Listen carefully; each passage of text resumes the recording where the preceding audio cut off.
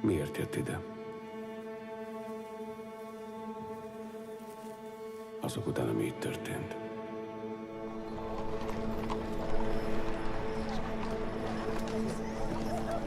Ez a szüleim üzlete. Az volt. Hihetem. Boldogulok. Ez a ház még most is itt áll. Pedig rég eltűnt körülötte minden. Eltévedt, kisasszony. Nem.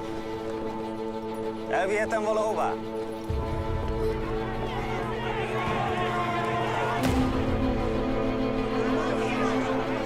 Miért olyan szomorú?